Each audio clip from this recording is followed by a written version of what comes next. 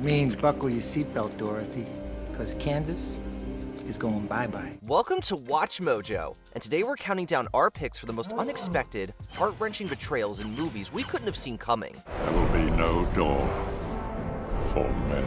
Warning, there will be some pretty twisted spoilers coming up. Number 10, Billy Lumis, Scream. Someone tried to kill me. I know. The cops said I scared him away. It wasn't me, Sid. Well, in hindsight, we really should have seen this coming. A satire on slasher film tropes, Scream seems to frame Sidney's boyfriend, Billy Lumis, as the possible culprit behind the Ghostface murders. Too obvious, right? It must be a red herring. But in this twist, Billy reveals himself as Ghostface, with Stu acting as an accomplice. You hear that, Stu? I think she wants a motive. I don't really believe in motive, Sid. I mean, did Norman Bates have a motive? No. Did they ever really decide why Hannibal Lecter liked to eat people? Don't think so. That your boyfriend, with whom you've recently had sex, was behind your friend's deaths really cuts deep. That your boyfriend also killed your mother because of her affair with his father is sticking it even deeper. You haven't been the same since your mother died. Is your brain leaking? My mom was killed. I can't believe you're bringing this up. No, it's been a year. Tomorrow. 1 year tomorrow. I know. I think it's time you got over that. Number 9, Peter Pettigrew, Harry Potter and the Prisoner of Azkaban. He was at school with us. We thought he was our friend. No, Pettigrew's dead. You killed him. No, he didn't. I thought so too until you mentioned seeing Pettigrew on the map. The map was lying then. Map never lies. Pettigrew's alive. And he's right there. Once the close friend of Harry's parents, Sirius Black and Remus Lupin, Pettigrew joined Voldemort for his own cowardly self-interest. Unlike true believers like Barty Crouch Jr., he sold the Potters out to his master and framed Sirius as the traitor by faking his own death. Harry, James wouldn't have wanted me killed. Oh, Dad. Your dad would spare me. He was showing me mercy. Spending years as the Weasley's pet rat, Pettigrew evades capture after Remus turns into a werewolf, rejoining his old master. You sold James and Lily to Voldemort, didn't you? I didn't mean to. Dark Lord, you've no idea the weapons he possesses. I thought you were serious. What would you have done? What makes it worse is that Sirius persuaded the Potters to choose Peter as secret keeper, never realizing that their trusted friend was a rat in more than just his animagus form. Number 8, Alexander Pierce, Captain America, the Winter Soldier. I'm Alexander Pierce. Sir, it's an honor. The honor's mine, Captain. My father served in the 101st. Come on in. A senior S.H.I.E.L.D. official should be the last person you'd expect would opt for betrayal, but so it was when Steve Rogers and Natasha Romanoff found out there were moles in S.H.I.E.L.D. secretly working for Hydra. And the one who ordered their assassinations, as well as the assassination of Nick Fury, none other but Alexander Pierce, now the leader of Hydra. His rationale? He had grown disillusioned with diplomacy in favor of destruction. What then? Then the inside helicarrier scratched people off the list. A few million at a time. He is finally taken out by Fury. Like Obadiah Stane to Iron Man, Pierce makes for a great foil to Steve Rogers' integrity. To build a really better world sometimes means having to tear the old one down. Number 7, Carter Burke, Aliens. Ripley, we have to talk. They've lost contact with the colony on LV-426. When it comes to betrayals, one may think of Ash, an android with orders to bring the alien and forsake the rest of the crew. But the Alien franchise reserves the biggest shocks in its sequel when Ripley agrees to return to the place where she and her fellow crew had found the alien eggs. Carter Burke was the first to catch her up on all she had missed during stasis, and even befriend her in the face of corporate skepticism of her claims. Just tell me one thing, Burke. You're going out there to destroy them, right? Not to study, not to bring back, but to wipe them out.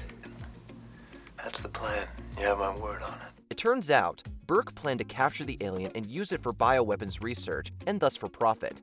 Corporations are never our allies. This is so nuts. I mean, listen to what you're saying. It's paranoid delusion. It's really sad. It's pathetic. Number 6, Rose Armitage, Get Out. Mom and Dad, my black boyfriend will be coming up this weekend, and I just don't want you to be shocked that he's a black man. All's fair in love and war, but not with racism. Chris's weekend getaway meeting his white girlfriend's family raises some immediate red flags. My mother loved her kitchen, so we keep a piece of her in here. Georgina, this is Chris. This is Rose's boyfriend. Hi. Hello. With the Armitage's odd remarks about black people and their black employees behaving very strangely, Chris knows something is deeply wrong. But at least he has the love and support of his girlfriend Rose, right? Where are those keys, Rose? You know I can't give you the keys, right, babe? It turns out that Rose is part of a deeply creepy conspiracy by her family to transplant white people's brains into black bodies. She seduces these people until they are captured and put into hypnosis by her own mother. So glad Chris got out and clipped his Rose for good measure. Number 5. Saruman, the Lord of the Rings trilogy. A new power is rising. Its victory is at hand. This white wizard is not so pure of heart. Once part of the Istari that worked against Sauron's rise, Saruman's greed and lust for power inevitably led him to work for Sauron instead. Would be wise, my friend. Tell me, friend, when did Saruman the Wise abandon reason for madness? He is also, of course, after the One Ring of Power. When Gandalf realizes the ring is now in Frodo's possession, he goes to Isengard to meet Saruman. Unaware of the wizard's corruption and changed allegiance, he and Saruman duel, with Gandalf at last escaping Isengard. Saruman's defection poses a great threat, which leads Lord Elrond to decide to destroy the ring in the fires of Mount Doom. You have only one choice. The ring must be destroyed. Number 4. Lando Calrissian, Star Wars Episode 5, The Empire Strikes Back. Hello, what have we here? Welcome, I'm Lando Calrissian. I'm the administrator of this facility. And who might you be? Leia. Welcome, Leia. No list would be complete without this cool rogue turned administrator turned traitor. Lando was the original owner of the Millennium Falcon, before he lost a bet to Han Solo. Now one of Cloud City's rulers, Lando graciously welcomed Han, Leia, and Chewie, only to turn them into Darth Vader and the Galactic Empire. I had no choice. They arrived right before you did.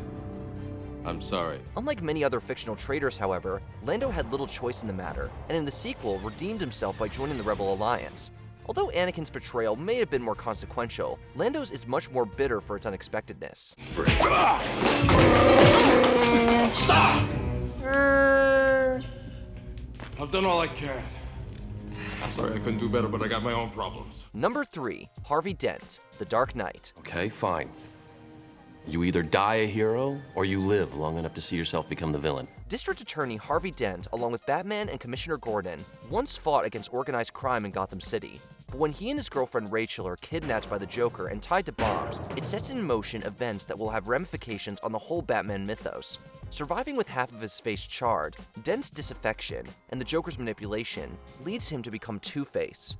It isn't long before he begins targeting Gordon's family, blaming him for Rachel's death. You stood up against corruption instead of doing your deal with the devil. I was trying to fight the mob!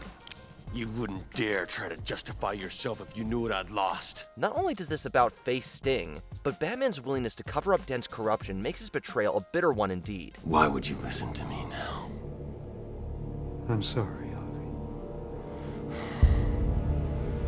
No. No, you're not.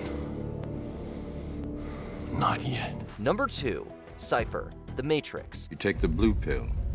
The story ends. You wake up in your bed and believe whatever you want to believe. You take the red pill. You stay in Wonderland. Is it better to live in real life or fantasy?